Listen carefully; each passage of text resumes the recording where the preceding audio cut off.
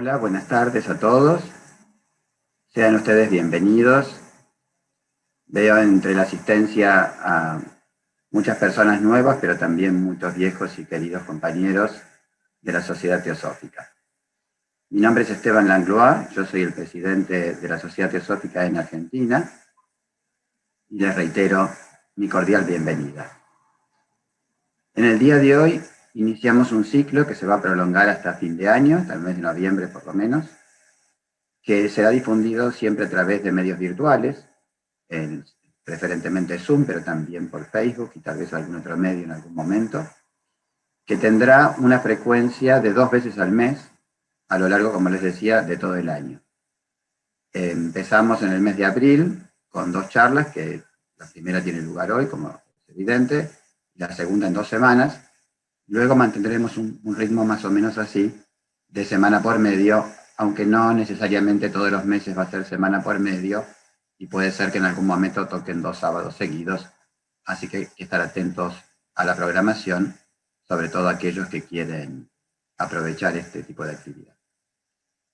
Antes de presentar la conferencia específica de hoy, quería hacer mención que desde hace un par de meses, distintos grupos, en función de lo que la ley de cada lugar permite, porque ustedes saben que en nuestro país hay diferentes reglamentaciones, pero en definitiva en función de los requisitos que en cada ciudad se establecen, se están reuniendo ya algunos grupos de la Sociedad Teosófica, algunas ramas, en algunos casos solamente para miembros, en otros con la posibilidad de que simpatizantes puedan concurrir, naturalmente con previo aviso, ya que hay en estos casos siempre una cantidad máxima de personas que se pueden admitir.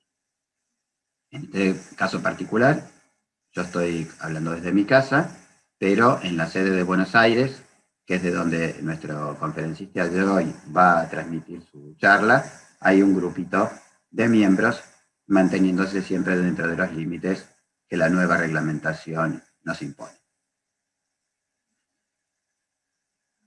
Así que bueno, con estas palabras quiero un poco alentar que dentro de lo que se pueda, ir retomando las actividades presenciales, ¿no?, en los distintos lugares, con las precauciones y siguiendo las normativas, ¿no?, naturalmente, pero tratar de estimular la recuperación de las reuniones persona a persona. En el día de hoy nos va a hablar el ingeniero Ariel Tarazaga. Es un miembro de la Sociedad Teosófica desde hace ya muchos años. No tengo el dato exactamente, pero cerca ya de 20 años lleva como miembro de nuestra institución, oriundo de la ciudad de San Rafael, en la ciudad de Mendoza, donde nació y cursó sus estudios hasta a nivel secundario, para luego trasladarse al Instituto Balseiro, donde cursó estudios de ingeniería nuclear, al campo en el cual trabajó hasta hace muy poquito, donde cambió de orientación laboral. Esta formación científica viene a colación de que se entroncó con su formación teosófica y mística, por lo tanto tiene condiciones especialísimas para poder establecer vínculos entre lo que es la ciencia y la teosofía, la ciencia y la espiritualidad, condición que muy pocos del resto de los miembros tienen, ¿verdad? Y es por eso que con mucha frecuencia se le piden que hable de este tema, y naturalmente que se refiere al dominio específico que maneja él, que es el dominio de la ciencia física, ¿no? ¿Verdad? No habla de ciencias psicológicas, ¿no? Así que normalmente se mantiene eso. Y es muy atractivo y muchas veces tentador pedirle charlas sobre la relación entre la física cuántica en particular, ya que él además es ingeniero nuclear, y la espiritualidad y la teosofía, sobre la cual hay mucho escrito, mucho dicho, pero muy poco material de calidad. Es un terreno que parece prestarse a veces a la opinión o al, no quiero ser despectivo, pero digamos, a la actividad poco seria o muy fantasiosa, y contar con profesionales realmente formados en el campo, tanto de la espiritualidad como de la ciencia nuclear, nos permite tener opiniones fundamentadas, equilibradas, digamos, que no llevadas adelante por el sobreentusiasmo o la fantasía. Así que, bueno, sin más, porque no quiero ocupar todo el espacio de la charla, vamos a dar la palabra a Ariel, que ya veo que se está preparando ahí en la sede de Buenos Aires, tomando un poquito de agua para refrescar la garganta. Terminada su exposición, que está estimada para unos 45 a 50 minutos, daremos algún espacio para hacer preguntas. Ya oportunamente por el chat, los moderadores de la reunión nos van a decir cómo debemos formularlo. Bueno, Ariel, te cedo la palabra y dejo al público a tu cargo. Bueno, muchas gracias, Esteban. Muchas gracias, Esteban, por la presentación. Como ven, el título, como ha dicho Esteban, tiene que ver con la conexión entre ciencia y filosofía esotérica o conocimiento esotérico. Ocurre que muy a menudo el aspecto científico, lo que es el aspecto científico, se lo toma muy a la ligera y diría que se ha naturalizado mucho sin tener una certeza de a qué se está refiriendo, ¿no? Entonces, lo que quisiera hacer en esta oportunidad es tratar de explorar con ustedes las posibles conexiones que hay entre el conocimiento formal, el conocimiento científico y el conocimiento esotérico, las posibles diferencias o las conexiones en general, y entendida esa frontera, de alguna manera, entendiendo de qué modo se conectan, en qué divergen, en qué difieren, podemos tener una idea más clara acerca de qué es ese aspecto científico del conocimiento esotérico que tantas veces citamos. Pensemos, por otra parte, que el aspecto científico o el acceso científico a la realidad o a tratar de entender lo que es la naturaleza es, las características de lo que llamamos pensamiento científico corresponden a uno de los infinitos modos simbólicos con que el ser humano se acerca a la realidad. O sea, es uno, quizás el que tiene más por ahí prestigio, más rigor, pero no es el único. Cualquier intento que el ser humano hace para tratar de entender la realidad es un intento simbólico, y allí vienen filosofía, arte, ciencia y todo tipo de expresiones culturales. La música, todos son diferentes modos. De eso un poco voy a hablar el 24 de abril, que es la próxima charla. Hoy nos vamos a enfocar en el aspecto científico, en esa próxima charla, en la cuestión del misticismo, que es lo que está detrás de la búsqueda, ¿sí?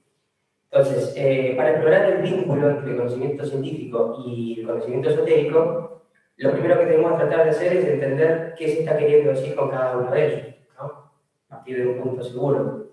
Si conocemos entonces la definición o qué significa, de alguna manera vamos a entender el ámbito de aplicación que tiene cada uno, qué tipo de órganos y sentidos utilizan para hacer el trabajo que hacen, para producir conocimiento y ensayar de alguna manera tentativamente un bosquejo de cómo estarían conectados, ¿sí?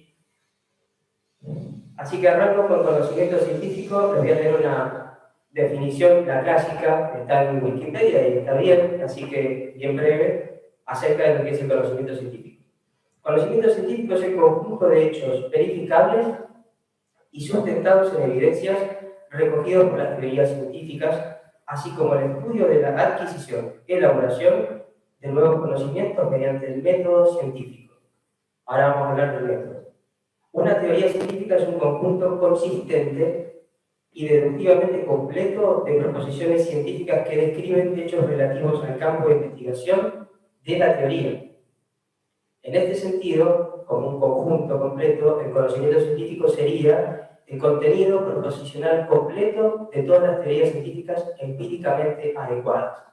Eso es lo que dice una definición bien clásica acerca de lo que es el conocimiento científico. Y fíjense que nombra el método científico. Entonces, obligadamente tenemos que ir a ver qué significa método científico, porque ya está inventado el método científico, pues es algo que se menciona muchísimo, y es la médula, si se quiere, de este tema. Entonces, les leo otra vez de Wikipedia, porque es una definición muy sintética, clara y está correcta. Entonces dice así: el método científico es una metodología para obtener nuevos conocimientos que ha caracterizado históricamente a la ciencia y que consiste en la observación sistemática, medición, experimentación y formulación, análisis y modificación de las hipótesis. Las principales características de un método científico válido son la falsabilidad, y la reproducibilidad o repetibilidad de los resultados corroborada por revisión de pares. ¿Sí? Acá es densísima la definición, pero tiene todos los elementos necesarios para lo que es un método, es definir lo que es un método.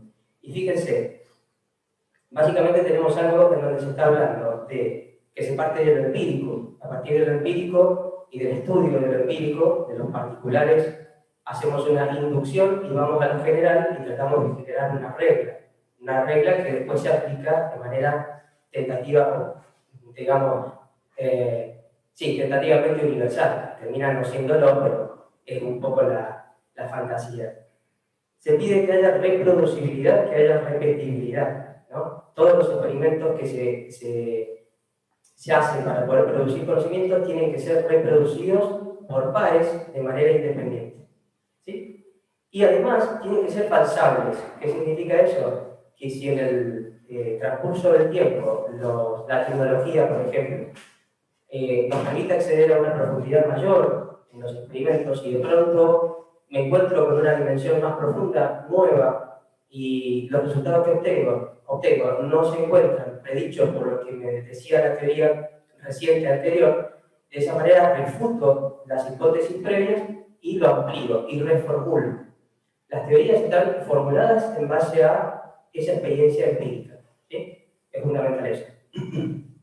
Todo esto implica, como ven, cierta sistematicidad, hay una confiabilidad en los resultados por el modo en que se han buscado, se han producido, por lo menos de un modo acotado y bien definido, ¿no? Cuando eso se hace, se dice en qué rangos, en qué condiciones, en qué rango de validez se aplica, en qué condiciones se hace, como para que otros de manera independiente puedan repetir el experimento completo.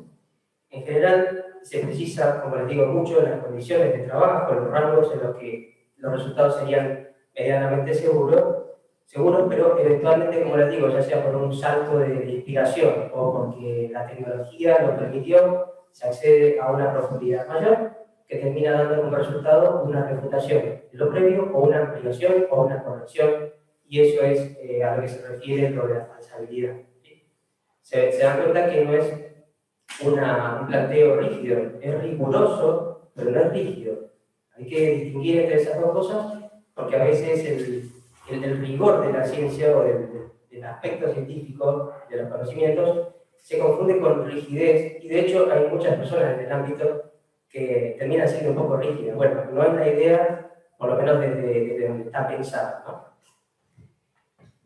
Fijémonos que se habla de conocimiento científico como un conjunto proposicional completo de todas las teorías empíricamente adecuadas. Hago énfasis en esto porque una teoría totalmente abstracta que no está basada en hechos reales, en mediciones, es eso, es algo abstracto, no sería teóricamente conocimiento científico. Si bien hay formulaciones como las ciencias exactas, que uno puede decir, bueno, pero no dependen de haber medido nada. Bueno, pero paradójicamente termina siendo el lenguaje con el cual se codifica todo lo otro. Entonces, de alguna manera está integrado el conocimiento científico, pero conocimiento científico implica una posibilidad de hacer experimentos y hacer mediciones, adquirir datos, ¿sí? Ahora bien, ¿cuántas personas, uno podría preguntarse, podrían acceder a este modo de pensar, a tener algo de este método científico cuando estudia, cuando transita su vida? La verdad es que obviamente no le vamos a quitar mérito a los científicos porque tienen toda una vida trabajando de una cierta manera, es una disciplina, pero a decir verdad, yo diría que cualquier persona que puede producir conocimiento acerca de la naturaleza o de sí mismo, y en ese conocimiento plasma orden, plasma rigor científico, no rigidez, rigor, precisión, analiticidad, contexto, ¿sí? Está de alguna manera transitando un camino, y ese camino a mí me dan ganas de utilizar la palabra en griego, que es métodos, que significa camino precisamente. Está desenvolviéndose o está transitando algo que en el campo de la espiritualidad es método y es camino, es el desenvolvimiento espiritual. Es el mismo ejercicio, solo que en el mundo físico. Entonces, la idea finalmente, cuando se habla de producir resultados que tengan este tipo de validez, es tener resultados de validez universal. ¿Qué significa eso? Que no dependa del conjunto de personas en particular, que no dependa del lugar, que no dependa del tiempo, que no dependa de nada que sea específico y se pueda repetir independiente, que tenga valor por sí mismo, que tenga validez por sí mismo a priori y en cualquier lugar y para cualquier conjunto de personas. Esa es un poco la idea de universalidad en cuanto al conocimiento. Bueno, bien, hay que ver en qué ámbito produce los resultados del conocimiento científico. Lo produce en el mundo material, en el mundo físico, por lo menos la ortodoxia, digamos, ¿no? Se aboca al descubrimiento y al conocimiento en el mundo físico, en la materia física. De allí no sale y lo hace porque justamente lo hace sobre aquellas cosas que son asequibles por sus sentidos físicos y las extensiones de los sentidos físicos. ¿Qué serían las extensiones? Los experimentos, los dispositivos tecnológicos, las herramientas, todo tipo de extensiones de esa naturaleza son precisamente eso, extensiones que potencian o amplían el rango de aplicación de nuestros propios sentidos físicos. No dejan de trabajar dentro de la materia física. Entonces, conocimiento científico es eso que hemos dicho, conocido mediante ese método, pero siempre sujeto al mundo físico, asistido, por supuesto, por el intelecto, el pensamiento científico. Quisiera decir que en lugar de hablar de conocimiento científico, porque a veces quisiera hablar de conocimiento formal, en términos generales. ¿Por qué? Porque a veces se dice ciencia, se dice científico, y bueno, en general se piensa casi de manera automática que se está haciendo mención de las ciencias naturales, de las ciencias duras, pero así es verdad que no son las únicas ciencias o ramas de las ciencias que hay, y entonces no es el único conocimiento científico que existe. Mientras que, por otro lado, todas las ramas que puedan jactarse de ser conocimiento científico tienen como característica central esto que estoy mencionando, que pueden producir por un método conocimientos que garantizan a priori la validez de los resultados. ¿Sí? Entonces, de esa manera, y además dejan abierta la puerta para que se vaya ampliando esa mayéutica infinita, imparable, en donde el conocimiento siempre se amplía por aquello de la falsabilidad y de la repetibilidad de los experimentos de manera independiente. ¿Sí? Esto precisamente es lo que se hace que se pueda hablar de conocimiento formal. ¿Sí? Y entonces, al decir conocimiento formal, de alguna manera creo, estoy incluyendo a todas las demás ramas de la ciencia en vez de quedarme solamente con las que clásicamente uno tiene en mente cuando escucha ciencia o científico. Entonces, de acá en adelante voy a decir conocimiento formal, ya saben ustedes que me refiero a un conocimiento ligado a un método científico. Ahora bien, ¿qué es el conocimiento esotérico? ¿Qué es el conocimiento esotérico? Hemos dado una idea de lo que sería el conocimiento formal y tenemos que tratar de explorar esto otro que a ciencia cierta no es tan fácil de definir. Yo voy a citar un pasaje de una obra de la señora Blavatsky, que es una de las fundadoras de la Sociedad Teosófica. La obra es Doctrina Secreta. En los tiempos modernos se podría decir que es la obra más voluminosa que hay, para mí la favorita, por supuesto. Una obra muy importante, tiene 6 tomos, y esto está en el resumen del tomo 1.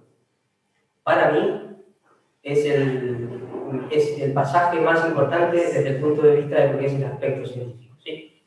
No lo puedo leer todo, es bastante largo y lo he resumido, pero sí todo es largo, así que lo voy a tratar de leer ágilmente, lo más que pueda. Y dice así: la contemplación luminosa de aquellos videntes ha penetrado en el centro mismo de la materia y ha analizado el alma de las cosas, allí donde un profano ordinario, por sabio que fuese, tan solo hubiera percibido la actuación externa de la forma. Pero la ciencia actual no cree en el alma de las cosas, entre comillas, dice, y por lo tanto desechará todo el sistema de la antigua cosmogonía. Inútil es decir que el sistema en cuestión no es fantasía de uno o de varios individuos aislados, que es el archivo no interrumpido durante millares de generaciones de videntes, cuyas experiencias respectivas se llevaban a efecto para corroborar y verificar las tradiciones transmitidas oralmente de una raza antigua a otra, acerca de las enseñanzas de los seres superiores y más exaltados que velaron sobre la infancia de la humanidad, que durante largas edades los hombres sabios de la quinta raza, pertenecientes a los restos salvados y librados del último cataclismo y alteraciones de los continentes, pasaron sus vidas aprendiendo, no enseñando. ¿Cómo lo hacían antes? Y contestan: comprobando, examinando y verificando en cada uno de los departamentos de la naturaleza las antiguas tradiciones por medio de las visiones independientes de los grandes adeptos, esto es, de los hombres que han reflexionado hasta el mayor grado posible sus organizaciones físicas, mentales, psíquicas y espirituales, todo su ser, ¿no? No era aceptada la visión de ningún adepto hasta ser confrontada y comprobada por las visiones de otros adeptos, obtenidas de modo que se presentasen como evidencia independiente y por siglos de experiencia. ¿Sí? ¿Notaron que hay una similitud con lo que hemos dicho antes? Miren, habla de comprobar, examinar y verificar. Empirismo. ¿Sí? Hay que medir, no es abstracto. Después se dice cada uno de los departamentos de la naturaleza. Esto es importante porque define el ámbito de aplicación. Antes, el conocimiento científico hablaba de, bueno, el mundo físico. Aquí está definiendo eso más todo lo que no es físico. ¿Sí? Lo expande. Después dice visiones independientes. ¿Sí? Esto está hablando de la repetibilidad y también de esa revisión por pares que se menciona en el método científico. Y también dice adeptos que han perfeccionado sus naturalezas al máximo posible y menciona físicas, mentales, psíquicas y espirituales. ¿Sí? Entonces acá está definiendo o está aludiendo al tipo de órganos, entre comillas, y los sentidos que expresan esos órganos en otros niveles de la materia, no solamente en el físico. Entonces, nada, lo que quería era que viéramos que aquí se encuentran varias cosas más que ya hemos mencionado. También está implícito esta idea de falsabilidad y reformulación. No está dicha de manera explícita como en la otra definición, pero de alguna manera tener la posibilidad de explorar, de hacerlo de manera independiente, significa que eventualmente lo que haya que corregir será corregido, será ampliado, será refutado. Y yo diría que, asumiendo al menos como hipótesis por ahora, que el mundo no se acaba en el mundo material físico, entonces la única diferencia está en eso, en el ámbito de aplicación del método, esa metodología para producir resultados y en cada uno de esos dos ámbitos, el conocimiento formal y el conocimiento científico. En todo lo demás, el pasaje muestra más o menos una equivalencia. Es una declaración del método científico, pero ampliado. ¿Ampliado por qué? Porque habla de que se aplica a todo y a cada uno de los departamentos de la naturaleza. ¿Sí? Cuando la ampliamos a cada departamento de la naturaleza, cambia la naturaleza, cambia la materia en la que ocurren los fenómenos allí. Y ahí empezamos a utilizar, se supone, otro tipo de sentidos. Yo he hecho unos grafiquitos enseguida, voy a tratar de explicar, no todavía, voy a tratar de explicar cómo lo pienso. Por supuesto, lo que quiero decir desde el vamos es que uno trata de entender las cosas y las expresa del modo que las entiende y echa mano de diagramas que se imagina, pero no significa que las cosas son así. Uno comparte con la esperanza de que por ahí eso transmita algo útil a otra persona y finalmente la entiende. Pero, por supuesto, es todo cuestionable, o en todo caso, para tomar con pinzas. ¿Sí? Por tanto, cuando hago afirmaciones, tómenlas con pinzas. Bueno, decíamos que cuando se pasa a esos otros departamentos de la naturaleza, ya no estamos hablando de los mismos órganos, los mismos sentidos. Básicamente, podríamos decir que el conocimiento esotérico es algo así como conocimiento formal, como el conocimiento formal, pero en la naturaleza con una N mayúscula. Una naturaleza que no deja fuera de consideración lo que está más allá de la materia física. Parecería entonces que son en esencia lo mismo, como dije, y quizás difieren en la transitoriedad y en el rango de aplicación de sus resultados. ¿Okay?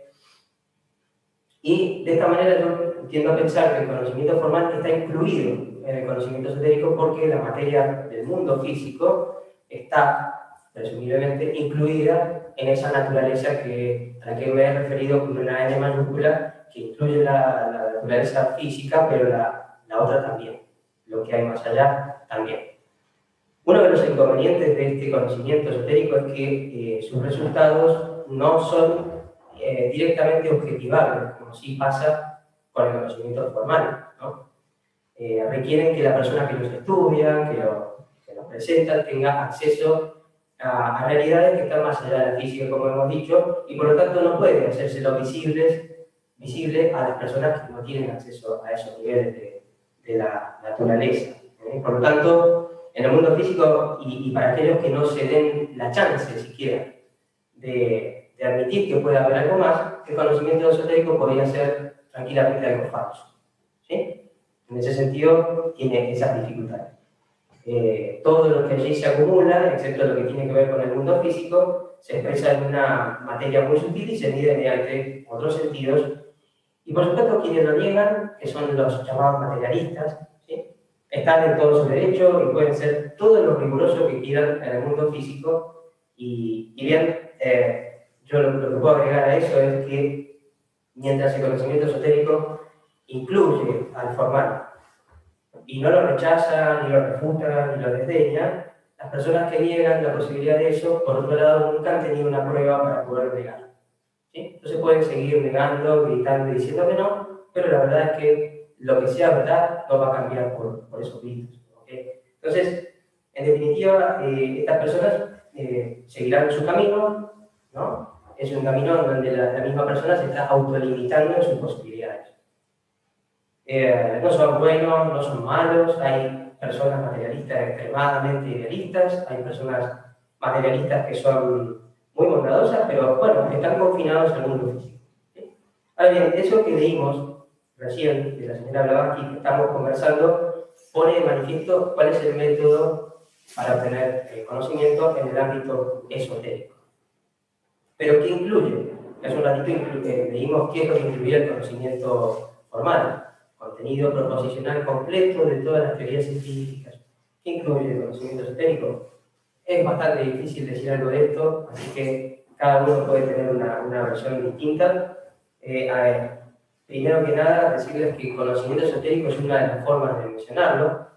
Se le puede llamar Atma Vidya, Brahma Vidya, Gupta Vidya, se le puede referir como ocultismo, como doctrina esotérica, doctrina secreta, como teosofía, ¿no? Si a alguien le interesa explorar un poco más sobre esto, les recomiendo que vayan al libro también de la señora Blavatsky, que se llama El ensayo teosófico, y busque allí Vidya. En Vidya, la palabra Vidya tiene un montón de material al respecto. Una digresión que quisiera hacer es que la palabra teosofía, ¿sí?, fue elegida en tiempos modernos para hacer alusión a algo que siempre existió, que es la realidad de la naturaleza, pero que no tiene nada que ver con la sociedad teosófica. La sociedad teosófica no se arroga la creación de un conocimiento nuevo, ni de un credo, ni de un dogma, ni nada de eso, sino que invita, en todo caso, a que cada uno explore las realidades que siempre existieron y están allí. De alguna manera fortuita terminó denominándose sociedad teosófica y a veces se mezcla la idea de teosofía con lo que es la institución. ¿Sí? Respecto a esto, lo que quisiera aclarar es que nadie, como ejemplo, yo no puedo, por ejemplo, poner en evidencia la existencia de la luz, mejor dicho, de la electricidad, y por eso decir que como yo lo descubrí, lo voy a patentar y lo voy a vender. Ha habido algunas instituciones que han vendido métodos de respiración. Van allá, toda la vida se conoció, es una realidad de la naturaleza y es ridículo pensar que alguien va a crear algo nuevo y después encima aprenderlo. Pero la verdad es que con las cuestiones de espirituales, de la búsqueda espiritual, el ser humano anda comerciando bastante, de manera muy mercantil, de manera bastante vil, y se dicen cosas que no son. Entonces, la teosofía en sí no es un producto de la sociedad teosófica, no fue creada por la sociedad teosófica, como no lo es el conocimiento esotérico, es un equivalente, el ocultismo, etc. ¿Entiende la diferencia? Parece trivial, pero me parece que es importante hacer eso, esa diferenciación. Conocimiento esotérico es, por decirlo de algún modo, el conjunto de verdades de la naturaleza en sí, y que están en la naturaleza. ¿Sí? Es una forma un poco sustancial de definirlo. Es algo que está y que es en la naturaleza. Todo lo que es y que es cierto, eso es conocimiento esotérico. Viva en el departamento que viva, ¿no? Aquello que es así no puede ser capturado de manera completa por ninguna mente finita, no existe esa posibilidad. En el momento que alguien trata de decirlo y de expresarlo, le quita el grado de realidad a las cosas. Existe como la vida. Entonces, podríamos considerar que con el uso de las palabras teosofía o doctrina secreta, lo que se ha querido aludir es a una síntesis apretada de todas las ideas verdaderas posibles en la naturaleza, ¿no? El conocimiento esotérico, entonces, es algo que iría desde lo que llamamos oculto, quizás para referirnos a lo limitado y lo que no tiene símbolos posibles, ¿no? Lo oculto, pero sin incluirlo, porque eso no es posible expresarlo, hasta lo plenamente externo, que sería el conocimiento formal. Todo eso sería el conocimiento esotérico. Y ahora ya estamos más o menos preparados para, ya que tenemos una idea de lo que es el conocimiento formal y el esotérico, vamos a tratar de graficarlos en un diagrama. Nosotros, cada vez que usamos un diagrama, recuerden que es un arma de doble filo, porque tendemos a pegarnos a ese diagrama y pensar que las cosas son así y en realidad no son necesariamente así, ¿no? Es el modo en que yo lo veo y es bastante difícil poner la relación entre estas cosas en un gráfico de 2 dimensiones, así que trataré de hacer el esfuerzo de que se entienda lo más posible. Vamos a tratar de sugerir entonces la manera en que se vinculan. A ver, este es el gráfico principal que yo les quiero mencionar. Miren, bueno, aquí lo que he graficado es la hoja entera con todo lo que está en ella es la naturaleza manifestada, todo, ¿sí? Díganme si ven el mouse que yo voy corriendo, la manita, ¿sí? Bueno. Después, este círculo grande que está acá trata de representar un sistema de vida, un nivel particular, podría ser un sistema solar, ¿no? Y estas flechitas que van al infinito indican que, y la línea entrecortada, que hay infinitos niveles. Este es uno, pero eso se expande hasta el infinito y es todo lo que llamamos naturaleza manifestada. Este primer círculo que está adentro representaría, por ejemplo, nuestro mundo, nuestro planeta Tierra. Y esto que está dentro de la línea en amarillo, esta parte, sería la naturaleza física, material de la Tierra, ¿sí? A ver, fíjense que les he dibujado una escala desde lo más sutil hasta lo más denso. Por supuesto, la materia no se apila de esta manera. Uno podría pensar que lo que llama denso y después lo más sutil es más bien una escala que va desde afuera hacia adentro, más que de abajo hacia arriba. Pero en 2 dimensiones, para poder explicar cómo se vinculan el conocimiento esotérico y el formal, no me queda otra que tratar de simbolizarlo de esta manera. Como que todo lo más denso ha ido a parar abajo, es bastante intuitivo, y lo demás está arriba. Este círculo que aparece aquí después, inmediatamente después de la Tierra, que dice CE, es el conocimiento esotérico. Y aquí adentro del mundo físico he dibujado, después voy a decir por qué no lo he dibujado circular, esto que está aquí, que les estoy indicando, que sería el conocimiento formal, ¿sí? Dentro del mundo físico. Y después, la frontera que divide el mundo físico del resto la he dibujado con líneas punteadas para demostrar o mostrar de alguna manera, señalar una especie de porosidad. Bien, este conocimiento formal que está simbolizado aquí está incluido completamente, fíjense, en el conocimiento esotérico. Está incluido completamente. Por otra parte, está completamente incluido en el mundo físico, no se sale de allí. Y se expande se puede seguir expandiendo dentro del mundo físico.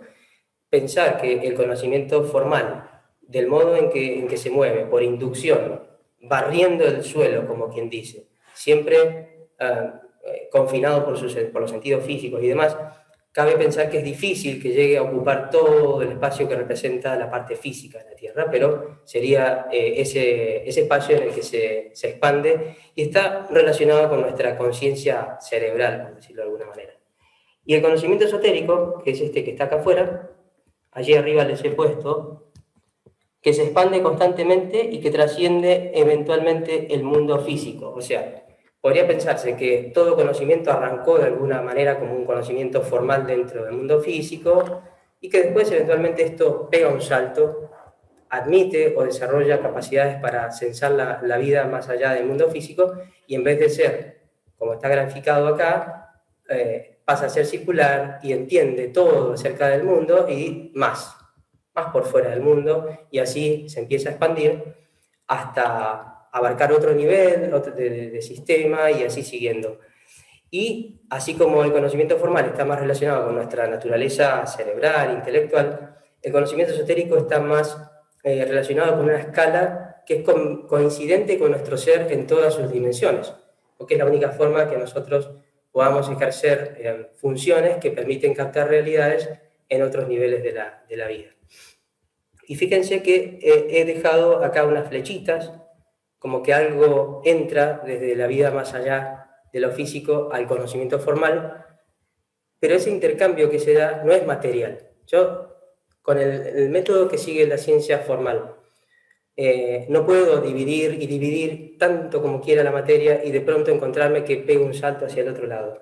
Eso no es posible. El salto, ahora voy a explicar por qué, el salto es posible a través de movimientos a nivel de la conciencia. Pero, mientras tanto, aunque me mueva aquí en el mundo físico y con una conciencia no muy subjetiva, digamos, o más bien materialista, hay raptos de intuición. El intercambio aquí, lo que viene, las oleadas de información, son no objetivas, ¿sí? Entonces, esta frontera, la 1, es la frontera que divide el cambio de estado de materia. Y esta, la frontera 2, que la he dibujado plana, a diferencia del conocimiento esotérico que he hecho una esfera, un círculo, este lo he dibujado plano, es toda la frontera esta, es el conocimiento formal, pero esta simboliza que a medida que el conocimiento formal se expande, se agranda toda esta figura, esta línea 2 se va acercando a la 1, pero nunca la toca, se acerca de manera asintótica. Ahora les voy a mostrar qué es lo que quiero decir con eso. Después de esto, tengo otro gráfico, díganme si se ve bien. Aquí he tratado de graficar lo que se entiende por el ser humano en filosofía esotérica. Este es otro gráfico, repito, es como yo lo concibo, no está en otras partes así, pero bueno, traté de poner algo bastante intuitivo. El Saptaparna es el hombre planta séptuple, ¿no? Es una forma de referenciar al ser humano en lo esotérico, y es, este círculo grande es lo mismo que teníamos antes acá representando a nuestro planeta, con la parte de abajo, la más material. Este círculo es el mismo que antes, y eso que era lo más material es esto que está acá como paracrítico primero. ¿Sí? Los otros son niveles de materia más sutil, cada vez. Nosotros como un ser somos un compuesto que atraviesa todos estos niveles de la vida, todos. ¿Sí? El más denso es la naturaleza física, es la conciencia vigílica. Este tubo que está acá en el centro representa la escala de la conciencia. En cada uno de los niveles hay un tipo diferente de conciencia, por decirlo de un modo simplificado. La 1 será la conciencia objetiva, la 2 la astral, y así siguiendo. En el 6 tenemos una conciencia manásica, más arriba una conciencia más intuitiva, y así siguiendo. Por este tubo de la conciencia el ser humano se puede mover sin tener que subdividir incesantemente la materia. Pero en cada uno de estos niveles externamente hay 7 sentidos externos que sensan esa naturaleza. Nosotros, para pasar del mundo físico que está aquí abajo al siguiente, nunca vamos a poder sensar lo que está allí usando estos sentidos físicos. Vamos a tener que poder ejercer estos otros. Y para eso vamos a tener que atravesar ese límite a través de ejercicios de la conciencia que eventualmente con el tiempo y la maduración van a dar por resultado el crecimiento o el despertar de estos sentidos externos en otro nivel de la vida. Por eso digo que esa superficie, esta es porosa y los intercambios se dan de una manera no material, pero se dan.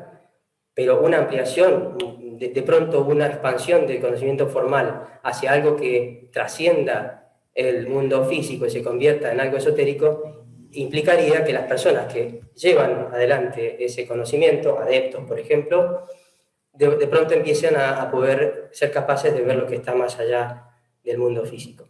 Y por último, lo que les decía acerca de cómo el conocimiento se va acercando, el formal, al límite de lo sutil en la materia, pero nunca lo toca, y se acerca de manera asintótica. Traté de graficarlo aquí. ¿Qué significa esto? En el eje vertical he puesto, entre comillas, la cantidad de conocimiento formal, por decirlo de algún modo. Y en el eje horizontal, el tiempo. Fíjense que puse, por supuesto este eje no está a escala, ¿sí? He puesto 1500, el año 1500 como el comienzo, y nuestro año 2021. 1500 puse una cierta cantidad de conocimiento. 1700, más cantidad de conocimiento. Puse 1897 porque en ese año se dan muchos descubrimientos bastante especiales, como el descubrimiento del electrón, el acceso a la materia subatómica, y entonces puse como si hubiera pasado un crecimiento muy grande de conocimiento, de la cantidad de conocimientos que tiene la humanidad, un salto más grande en menos tiempo. En la década del 30 se accede a entender la naturaleza del núcleo de los átomos, entonces sigue creciendo y bueno, esto es sugerente, ¿sí? No es así, es sugestivo más que sugerente. 2021 he puesto que sigue creciendo, pero fíjense que después de eso, la cantidad de conocimiento producida pareciera seguir creciendo, pero muy, muy despacito, ¿no? Parece que llega a un límite. Le he llamado el límite del conocimiento formal, esa línea horizontal. La curva es como que se pega y continúa de manera paralela. Y si hago un zoom, si yo hiciera un zoom acá, vería otra vez el fenómeno. Hay crecimiento muy pequeño, pero otra vez pareciera que se queda paralela a esa línea. Y si hago otra vez un zoom, voy a ver el mismo fenómeno y así hasta el infinito. Ese tipo de acercamiento es al que estoy aludiendo con algo asintótico, un proceso asintótico. A ver, entonces tenemos en este gráfico que hice al principio, este de acá, dos fronteras. Hemos estado hablando de esta mucho, la frontera que divide los dos estados, y la frontera, esta, la número 2, que tiene que ver con el límite del crecimiento que hemos referido. Es el límite del conocimiento formal y está totalmente inscrito acá en el mundo físico. Crece, me gusta usar la metáfora del cartílago en un hueso, ¿no? El conocimiento formal aquí en el borde es como un cartílago que le permite crecer y que nosotros también, con el mal uso que podamos hacer, igualmente como se dice que se hace cuando se es joven, mucho esfuerzo y se calcifica el cartílago y no puede seguir creciendo la estructura ósea. Alguien que sea médico me dirá si es verdad, pero se dice que es así. De la misma manera, si yo fuerzo resultados y le hago decir al conocimiento formal cosas que no puede decir porque simplemente no fue preparado para eso, bueno, lo malogro y termina dañándose. Así que es tan así que me parece bastante apropiada la metáfora. Después me dirán si eso o no con el tema de los huesos. Tenemos que tener claridad acerca de cuál es la superficie finalmente que conecta y divide a los dos conocimientos, ¿sí? Después de lo que hemos hablado, no queda muy claro. Si ustedes se fijan, la 1, la que está ahí dividiendo los dos niveles de materia, no es la superficie que separa el conocimiento formal del conocimiento esotérico. Es toda la otra superficie de ese dibujito que es un semicírculo, ¿sí? Pero es a la vez, miren, además de ser la frontera del conocimiento formal y del intercambio sutil, está totalmente incluido en el conocimiento esotérico y está permeado por el conocimiento esotérico. Entonces, traten de imaginar esto no como exactamente ese borde de esa figura, sino como algo en 3 dimensiones, en donde por fuera de eso está el conocimiento esotérico o la vida sutil. Más o menos se ha entendido, es medio complejo transmitirlo, tampoco sé si es tan así, pero es el modo en que tiendo a verlo, ¿no?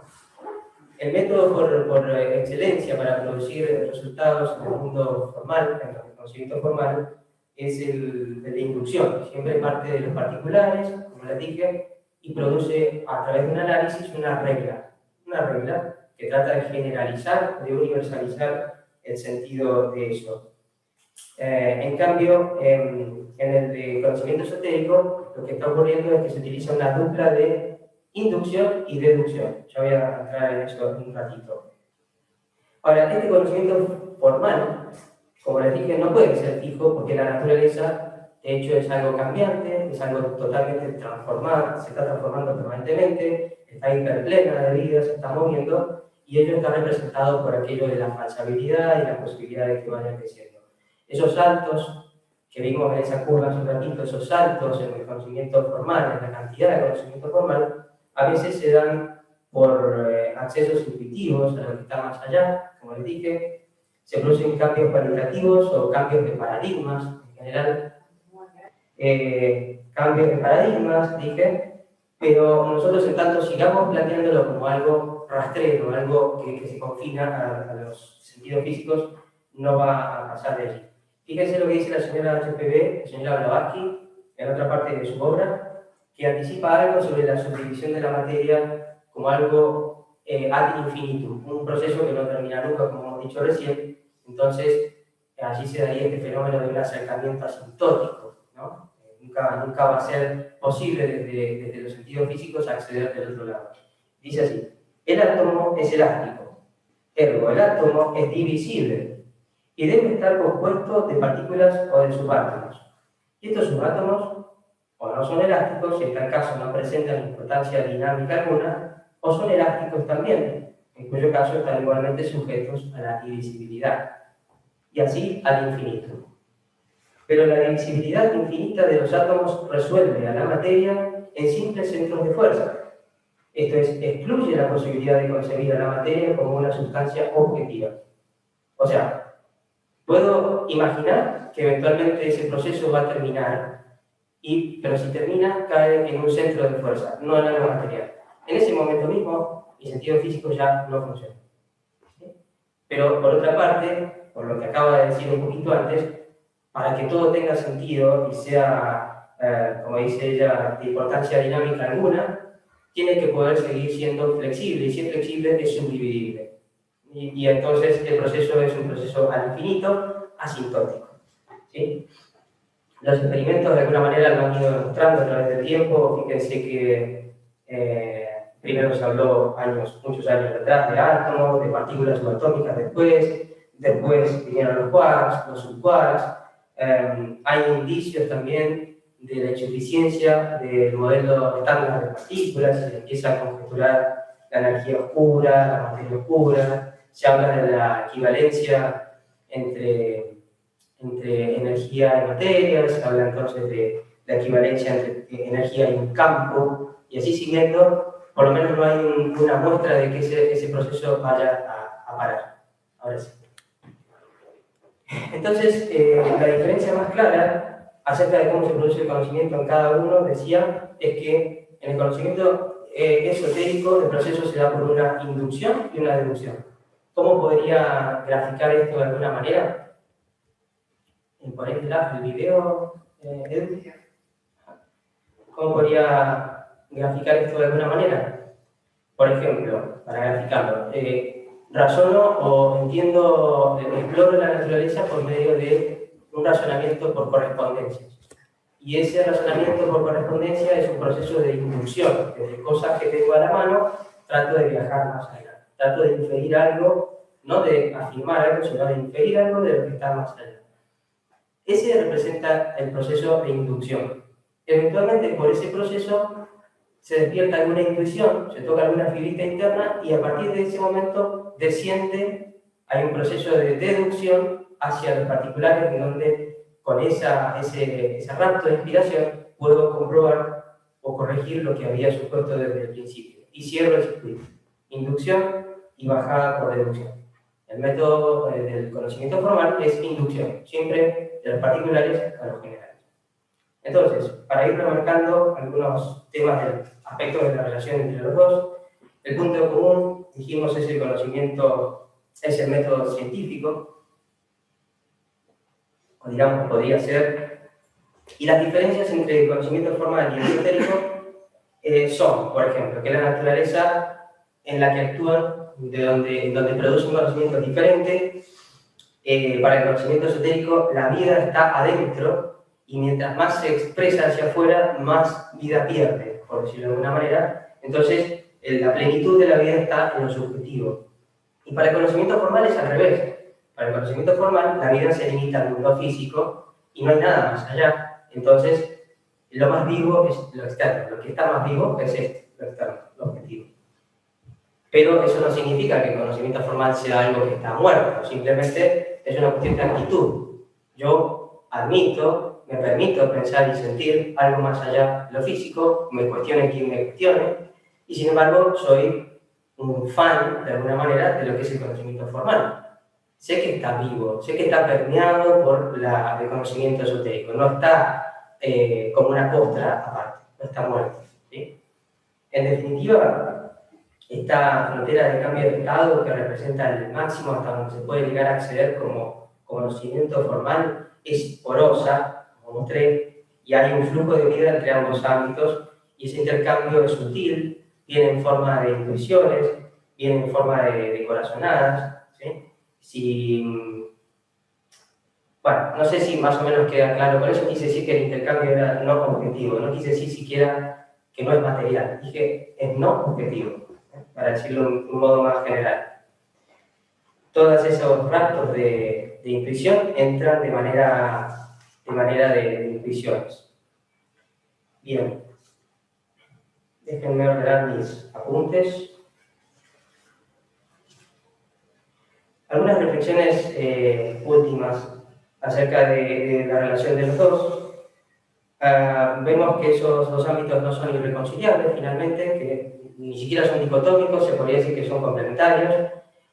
Podría decirse que el conocimiento formal es un reflejo parcial del conocimiento esotérico, y agregaría que producir conocimiento formal es también un cierto tipo de yoga, porque en investigación, cualquier proceso de investigación científica, hay un proceso en donde la persona desaparece de escena, no está en la postura de yo. Es un poco impersonal, por lo menos cuando hay pasión, es así. No significa que todo el mundo sea así, pero en general ese sería el proceso en su forma ideal.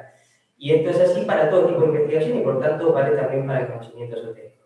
Como hemos visto, no es necesario, como dijimos al principio, ser científico, ¿no?, para cultivar este modo de transitar a través de nuestro desarrollo. Basta que seamos un tanto críticos, ¿no?, que vayamos disciplinándonos en ese sentido, despreciar todo lo que es falso, lo que genera dudas, pulirlo y estar de alguna manera enamorados de la luz del infinito y en ese sentido seguir buscando eso que se ha perdido de alguna manera, pero que nunca se ha olvidado. Hay algo en nosotros, y este es el sentido religioso de la vida, y el sentido religioso de la búsqueda, que es el misticismo, y es lo que quiero tratar dentro de 2 semanas, y es esa certeza de que hay algo que recuerdo, pero que se perdió, un origen. ¿Sí? Y ese origen es el motor que produce todos los acercamientos que el ser humano hace de manera simbólica. ¿Qué significa eso? Que interpone entre la realidad en sí y él o ella, interpone símbolos, estructuras que son finitas y que nunca van a poder cargar la totalidad de la realidad, pero por otra parte van a poder traer algo de esa realidad, inspirar una música, una teoría científica, una estructura filosófica, ¿no? Cualquier tipo de acceso simbólico es un intento de seguir explicando lo que ya sentimos que está ahí. Está, de alguna manera, el significado del misticismo lo vamos a tomar mejor dentro de 2 semanas.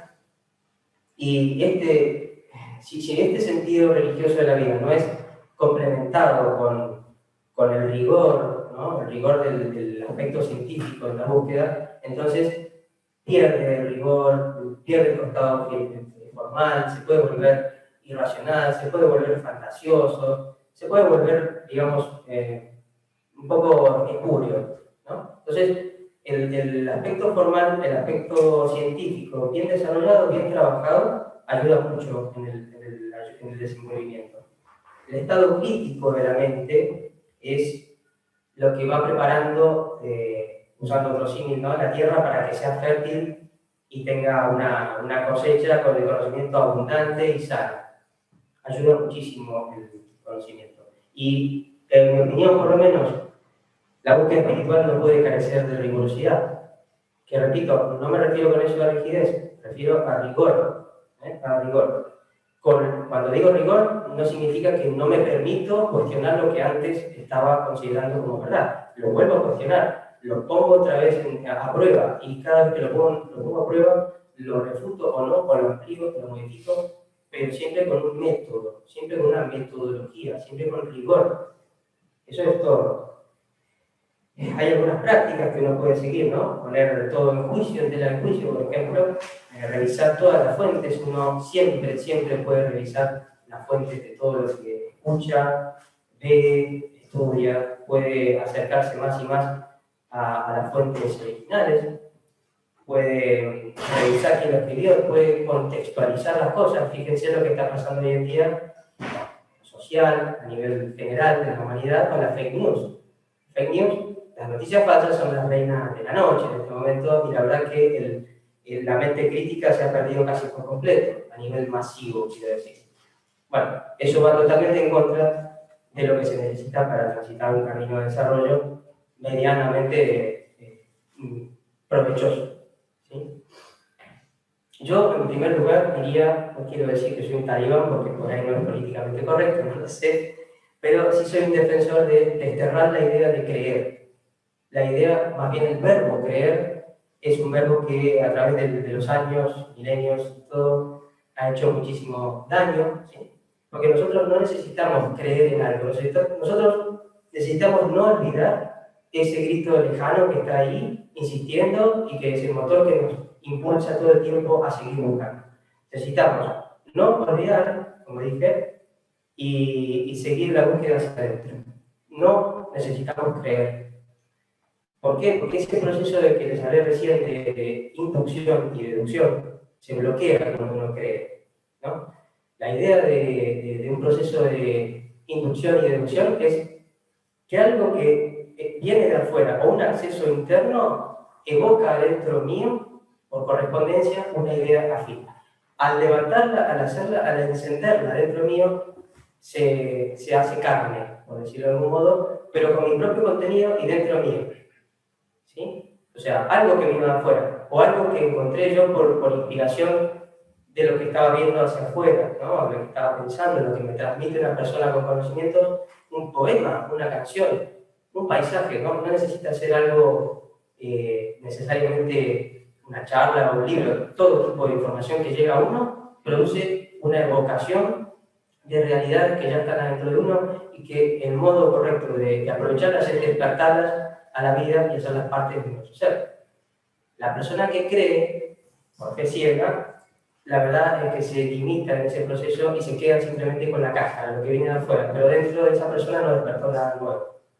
¿Se entiende la diferencia? Por lo tanto, a mí me gustaría decir que para poder seguir adelante con esto, habría que desterrar esa idea de seguir creyendo o teniendo la fe ciega.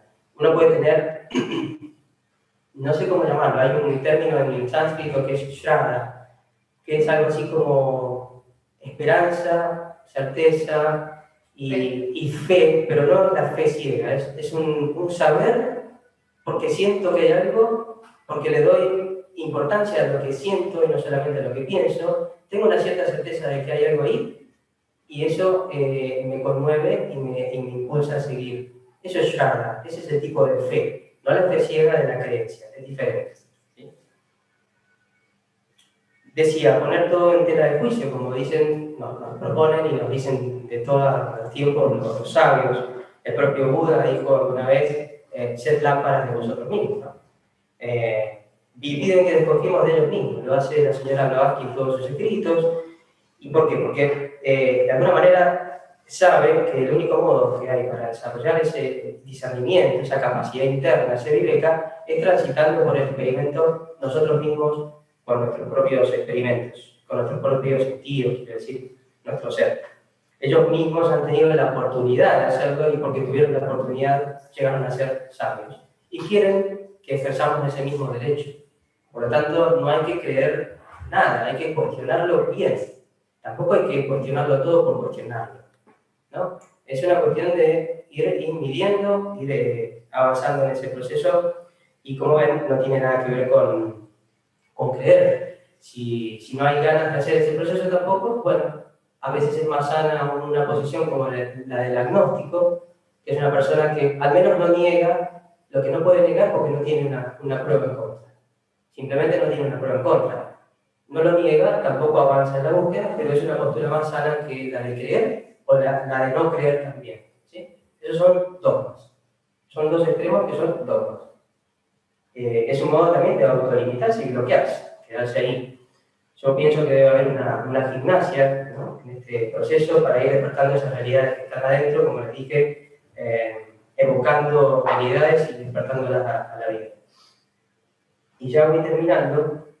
Hay un pasaje breve de la señora Blavatsky que dice, cita a Montaigne en la doctrina secreta, dice: señores, aquí tengo un ramillete de flores escogidas.